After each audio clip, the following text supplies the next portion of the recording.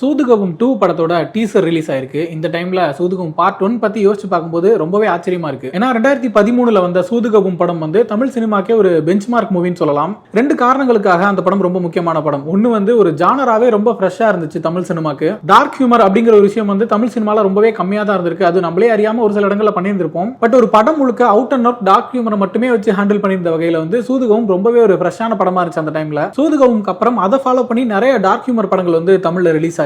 இன்னொரு வகையில் அது ஏன் ரொம்ப முக்கியமான படம் அப்படின்னு சொல்லி பார்த்தோம்னா, விஜய் சேதுபதியில் ஆரம்பிச்சு நிறைய நடிகர்கள் வந்து தமிழ் சினிமாக்கு அடையாளம் காட்டின படம்னே அதை சொல்லலாம். அசோக் செல்வன், யோகி பாபு, பாபி சிம்ஹான் சொல்லிட்டு நிறைய நடிகர்களுக்கு வந்து ஒரு நிரந்தரமான அடையாளத்தை கொடுத்த படம்னே சூதுகவும் படத்தை நம்ம சொல்லலாம். ஃபர்ஸ்ட் விஜய் சேதுபதி மேற்கு தொடர்ச்சி மலை, பீஸா மாதிரியான படங்கள் பண்ணியிருந்தாலும் இந்த படத்துல ஒரு 40+ கேரக்டர் ஒன்று பண்ணியிருந்திருப்பாரு. அவரோட ஏஜுக்கு மீறின கேரக்டர் தான் நினைக்கிறேன். இந்த கேரக்டருக்கு எல்லா டைமென்ஷன்ஸுமே இருக்கும். ஒரு சீன்ல பணத்தை வாங்கிட்டு கூலிங் கிளாஸ் போட்டு கெத்தா நடந்து வரும்போது பயங்கர மாசா இருக்கும். இன்னொரு பக்கம் உங்க குழந்தைங்களை கடத்த தெரியாம கடத்தி அடி வாங்கும் போது செம்ம ஃபன்னியா இருக்கும். இல்லாத ஒரு இமேஜினரி கேரக்டர் கூட ரொமான்ஸ் பண்ணிட்டு இருக்கும்போது ரொம்ப குழப்பமும் ஆச்சரியமாவும் இருக்கும். அதே போல கிட்னாப்பிங்க்கு கிளாஸ் எடுக்கிறேன்னு சொல்லிட்டு பசங்க எல்லாம் கூப்பிட்டு வச்சு ரூல்ஸ் சொல்லிட்டு இருக்கும்போது யார் சாமினி அப்படின்னு கேட்கிற அளவுக்கு இருக்கும். இந்த மாதிரி ஒரு பயங்கரமான கேரக்டரை பட்டாசா பண்ணியிருந்திருப்பாரு. இதுக்கப்புறம் தான் விஜய் சேதுபதி அவர்களோட கிராஃப் வந்து வேற வேற மாதிரிலாம் மாற ஆரம்பிச்சிருச்சு. நிறைய டிஃபரெண்டான கேரக்டர்ஸ் எல்லாம் பண்ண ஆரம்பிச்சாரு. ஒரு ஸ்டேஜ்ல வந்து சிவகார்த்திகேயன், விஜய் சேதுபதி அப்படிங்கிற ஒரு கம்பேரிசன் வர ஆரம்பிச்சிச்சு.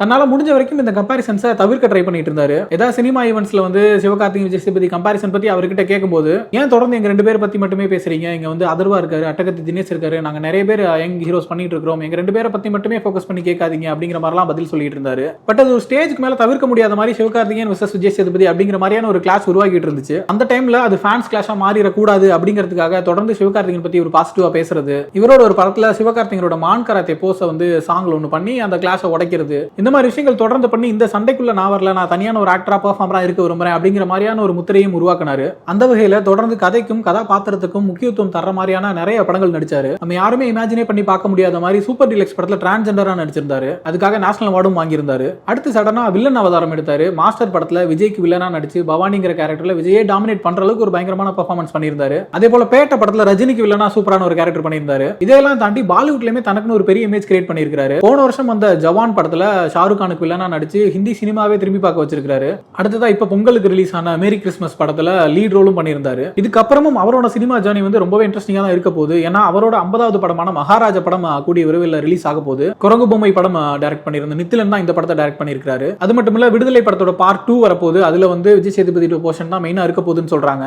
அடுத்ததா மிஸ்கின் டைரக்ஷன்ல ட்ரெயின்ங்கிற படமும் போயிட்டு இருக்குது. இப்படி தமிழ்லயுமே வெற்றிமாறன், மிஸ்கின் சொல்லிட்டு பெரிய டைரக்டர்ஸோட படங்கள்ல வந்து முக்கியமான கேரக்டர்ஸ் பண்ணியிருக்காரு. எல்லாமே எதிர்பார்ப்புல இருக்கிற படங்கள் தான். இப்படி தமிழ் சினிமா தாண்டி மலையாளம், தெலுங்கு, கன்னடம், ஹிந்தின்னு சொல்லிட்டு இந்திய அளவில் கவனிக்கக்கூடிய ஒரு நடிகரா விஜய் சேதுபதி இன்னைக்கு வளர்ந்திருக்கிறார்னா அதுக்கு சூதுகவும் படமும் ஒரு முக்கியமான காரணம் நம்ம சொல்லி ஆகணும். அடுத்தது அசோக் செல்வன் சூதுகவும் படத்துல ஒரு இன்ட்ரெஸ்டிங்கான கேரக்டர் பண்ணியிருப்பாரு. ஒரு ஐடில ஒர்க் பண்ற ஒரு யங்ஸ்டர், ஒரு சின்ன பிரச்சனால வேலை போயிடும். வேலை போனதுக்கு அப்புறம் கிட்னாப்பிங் பண்ணலாம்னு சொல்லிட்டு ஒரு பிரெயின் வாஷ் பண்றாரு. அவரு கூட சேர்ந்து என்ன விஷயங்கள் பண்றாங்க அப்படிங்கிறது வந்து ரொம்ப இன்ட்ரெஸ்டிங்கான ஒரு கேரக்டர் பண்ணியிருப்பாரு. அசோக் செல்வனுக்கு இதுதான் முதல் படம். இதுக்கப்புறம் அவரோட சினிமா ஜர்னி வந்து பயங்கரமா ஸ்டார்ட் ஆக ஆரம்பிச்சிருச்சு. தெகிடி, ஓமை கடவுள்னு சொல்லிட்டு நிறைய நல்ல படங்கள் நடிச்சிட்டு இருந்தாரு. போன வருஷம் அந்த போர் தொழில் வந்து போன வருஷம் அந்த படங்கள்லேயே வந்து அதிக பாராட்டுக்குள்ளான படம் சொல்லலாம். ஒரு சூப்பர் ஹிட்டான படம். அடுத்து இந்த வருஷம் ஆரம்பத்திலே ப்ளூ ஸ்டார் சரியான ஒரு பெர்ஃபார்மன்ஸ் பண்ணியிருந்தாரு. அண்ட் படமுமே பெரிய ஹிட்.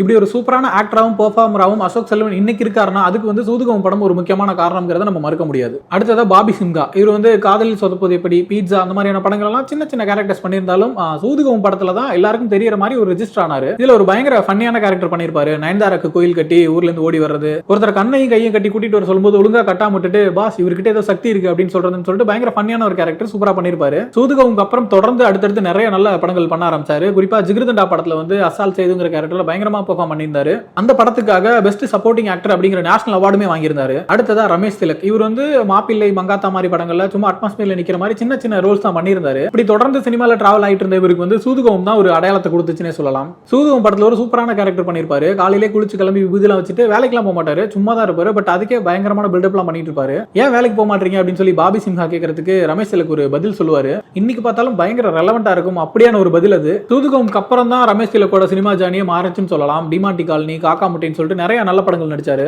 விஜய் கூட மாஸ்டர், அஜித் கூட விஸ்வாசம், ரஜினி கூட கபாலின்னு சொல்லிட்டு எல்லா பெரிய நடிகர்களுக்கு கூடயுமே நடிச்சிட்டாரு. இப்ப போன வருஷம் வந்த குட் நைட் படம் வந்து நம்ம எல்லாருக்குமே பிடிச்ச ஒரு படமா இருந்துச்சு. அதுலயும் குறிப்பா இவரோட நடிப்பை எல்லாருமே பாராட்டி இருந்தாங்க. அடுத்ததா கருணாகரன், இவர் வந்து கலகலப்பு, பீஸா மாதிரியான படங்கள்ல சின்ன சின்ன ரோல்ஸ் பண்ணியிருந்தாலும் சூதுகவும் படத்துல தான் ரெஜிஸ்டர் ஆனார்னு சொல்லலாம். அது வந்து ஒரு பொலிட்டீஷியனோட பையனா வருவாரு. அப்பா கிட்ட காசு கேட்டுட்டே இருப்பாரு. குடுக்கலங்கிறப்ப ஆளுங்களை வச்சு இவரே கடத்திக்கிட்டு அப்பா கிட்ட பணம் கேட்கலாம் அப்படிங்கிற மாதிரி வேலை எல்லாம் பண்ணிட்டு இருப்பாரு. யாரா நீ கேட்கிற மாதிரி ஒரு இன்ட்ரெஸ்டிங்கான கேரக்டர் பண்ணிருப்பாரு, செமையா பண்ணிருப்பாரு. அதுக்கப்புறம் தமிழ் சினிமால அவருக்கு வந்து ஏர்முகம் தான். யாமிருக்க பயமே, ஜிகிர்தண்டா மாதிரியான படங்கள்ல காமெடியான கேரக்டர்ஸ், இன்று நேற்று நாளை மாதிரியான படங்கள்ல வந்து கொஞ்சம் காமெடி கொஞ்சம் சீரியஸ்னு சொல்லிட்டு ஒரு பக்காவான ஹீரோ ஃப்ரெண்ட் மெட்டீரியலா ஆக ஆரம்பிச்சாரு. அடுத்ததா உப்பு கருவாடு படத்துல வந்து லீட் ரோல் பண்ணியிருந்தாரு. அதை தொடர்ந்து காமெடியனா கேரக்டர் ஆர்டிஸ்டான்னு தொடர்ந்து நிறைய படங்கள் நடிச்சிட்டு இருந்தாரு. ரீசெண்டா வந்து அயலான் வரைக்கும். அடுத்ததா முனிஷ்காந்த், இவரோட சினிமா தேடல் பயணம்ங்கிறது ரொம்பவே பெருசு. 2003ல இருந்தே நிறைய படங்கள்ல முயற்சி பண்ணிட்டு இருந்தாரு. நிறைய படங்கள்ல சும்மா அட்மாஸ்பியர்ல நிக்கிற கேரக்டர்ஸ், அன்கிரெடிட்டட் ரோல்ஸ் இந்த மாதிரி இருந்துட்டு இருந்தவருக்கு வந்து சூதுகவும் தான் ஒரு அடையாளத்தை கொடுத்துச்சு. சூதுகவுக்கு அப்புறம் தான் முண்டாசுப்பட்டி, மாநகரம், மரகத நாணயம் அப்படின்னு சொல்லிட்டு தமிழ் சினிமால ஒரு தவிர்க்க முடியாத நகைச்சுவை நடிகராகவே ஆயிட்டாரு. அப்படி இன்னைக்கு எக்கச்சக்கமான படங்கள்ல வந்து நல்ல கேரக்டர்ஸ் பண்ணிட்டு இருக்கக்கூடிய முனிஷ்காந்த் அவர்களுக்கு சூதுகவும் தான் ஒரு அடையாளத்தை கொடுத்துச்சு அப்படின்னா நம்மளால மறுக்கவே முடியாது. அடுத்தது அருள்தாஸ், இந்த படத்துல வந்து ஒரு ரவுடி டாக்டர் மாதிரியான ஒரு கேரக்டர் பண்ணிருப்பாரு. சூப்பரான கேரக்டர். இவர் பேசிக்கலி ஒரு சினிமாட்டோகிராஃபர். சின்ன சின்ன ரோல்ஸ் எல்லாம் பண்ணிருக்காரு. நான் மகாநல்ல படத்துல ஒரு முக்கியமான கேரக்டர் பண்ணியிருந்தாரு. அதுக்கப்புறம் சூதுகவும் தான். சூதுகவுக்கு கிடைச்ச வரவேற்பனால முழு நேரம் நடிகராகவே ஆயிட்டாரு. நிறைய நல்ல படங்கள்ல நல்ல கதாபாத்திரங்கள் பண்ணிருக்காரு. எனக்கு குறிப்பா பாபநாசம் படத்துல இவர் பண்ணியிருந்த கேரக்டர் வந்து பர்சனல் ஃபேவரட். அதுல ஒரு போலீஸ் ஆபீசரா பண்ணிருப்பாரு. கமல் வீட்டுக்கு போயிட்டு கமலை விசாரிச்சுட்டு ரிட்டர்ன் வரும்போது பேசிட்டு வருவார் கமலை பத்தி. ரொம்ப சகஜமா இருக்கான், தப்பு பண்றவங்க இவ்வளவு சகஜமா இருக்க முடியுமா அப்படின்லாம் கேட்டுட்டு வருவாரு. ஒரு தனித்துவமான நடிகர் தான் அவர். அடுத்ததா யோகி பாபு, 2009ல வந்த யோகி தான் இவருக்கு முதல் படம். அதனால தான் இவர் பேர் யோகி பாபுனே ஆச்சு. அதுக்கப்புறம் சின்ன சின்ன கேரக்டர்ஸ் பண்ணியிருந்தாலும் 2013ல வந்த சூதுகவும் தான் இவருக்கு முக்கியமான படம். இதுலயுமே அவருக்கு சின்ன கேரக்டர் தான். பட் இந்த படத்தோட வெற்றினால இவருக்கு வந்து அடுத்தடுத்து நிறைய படங்கள் கிடைக்க ஆரம்பிச்சிச்சு. அதுக்கப்புறம் பாத்தீங்கன்னா வீரம், மான்காராத்தேன்னு சொல்லிட்டு எக்கச்சக்கமான படங்கள், கிட்டத்தட்ட எல்லா பெரிய ஹீரோக்கள் கூடயுமே காமெடியா நடிச்சிட்டாரு. எந்த அளவுக்குன்னா விஜயே ஒரு ஸ்டேஜ்ல கிண்டல் பண்றாரு, உங்க கல்யாணத்துக்காக நீ போயிருவியா, அன்னைக்கு ஷூட்டிங் போயிருவியான்னு சொல்லிட்டு கிண்டல் பண்ற அளவுக்கு அவ்வளவு பிஸியான ஒரு ஆக்டரா மாறிட்டாரு. காமெடியா நிறைய படங்கள் பண்ணியிருந்தாலும் பரியரும் பெருமாள் வந்து ஒரு நல்ல கேரக்டர் ஆர்டிஸ்டா ரோல் பண்ணியிருந்தாரு. அதுக்கப்புறம் பொம்மை நாகி மாதிரியான படங்கள்ல லீட் ரோலும் பண்ண ஆரம்பிச்சிட்டாரு. இப்படி யோகி பாபு அவர்களோட இவ்வளவு பெரிய வளர்ச்சியில வந்து சூதுகவும் படத்துக்கு முக்கியமான ஒரு பங்கு இருக்குன்னு சொல்லணும். அடுத்ததான் இந்த படத்தோட இயக்குனர் நலன் குமாரசாமி பத்தி பேசியாகணும். தமிழ் சினிமால ரொம்ப முக்கியமான இயக்குனர். 2010 டைம்ல வந்து நிறைய புது இயக்குனர்கள் வந்து தமிழ் சினிமாக்கு ஒரு புது முகத்தை கொடுக்க ஆரம்பிச்சாங்க. பா ரஞ்சித், கார்த்திக் சுப்புராஜ், பாலாஜி தரணிதரன் சொல்லிட்டு நிறைய புது இயக்குனர்கள். அதுல ஒருத்தர் தான் நலன் குமாரசாமியும். நம்ம ஏற்கனவே சொன்ன மாதிரி சூதுகவும் படத்தை ஒரு ப்ராப்பர் டார்க் காமெடி படமா எடுத்து ஆடியன்ஸ் எல்லாருமே பயங்கரமா என்ஜாய் பண்ண வச்சிருந்தாரு. இவரோட இரண்டாவது படமான காதலும் கடந்து போகும், இந்த படத்துக்கு ஒரு கல்ட் ஃபாலோயிங் இருக்குன்னே சொல்லலாம். அவ்வளவு ஃபேன்ஸ் இந்த படத்துக்கு. இந்த படத்துல வர சீன்ஸா இருக்கட்டும், சாங்ஸா இருக்கட்டும், இன்னை வரைக்கும் ஃபேன்ஸ் எல்லாருமே ஷேர் பண்ணி பார்த்துட்டு இருப்பாங்க. அந்த அளவுக்கு ஒரு பியூட்டிஃபுல்லான படம். இப்படி ரெண்டு முக்கியமான படங்களை கொடுத்த இயக்குனர் நலன் குமாரசாமி அவர்கள் இப்போ வந்து நடிகர் கார்த்தியை வச்சு ஒரு படம் பண்ணிட்டு இருக்காரு. இந்த படத்தோட டைட்டில் கூட வா வாத்தியாரேவா தான் இருக்கும் அப்படிங்கிற மாதிரி எல்லாம் ஒரு டாக்ஸ் போயிட்டு இருக்கு. இருந்தாலும் பொறுத்திருந்து அபிஷியல் அனௌன்ஸ்மென்ட் வரும்போது தான் நம்ம கன்ஃபார்ம் பண்ண முடியும். ஓகே, ஓவராலா சூதுகவும் படம் பத்தியும் அதில் நடிச்சிருந்த நடிகர்களோட பயணம் பத்தியும் நிறைய விஷயங்கள் பார்த்திருக்கிறோம். இப்போ நம்ம பேசுனதுல உங்களோட ஃபேவரட் ஆக்டர் யாரு, யாரோட வளர்ச்சியை நீங்க வியந்து பாக்குறீங்க அப்படிங்கறதெல்லாம் கமெண்ட்ல சொல்லுங்க.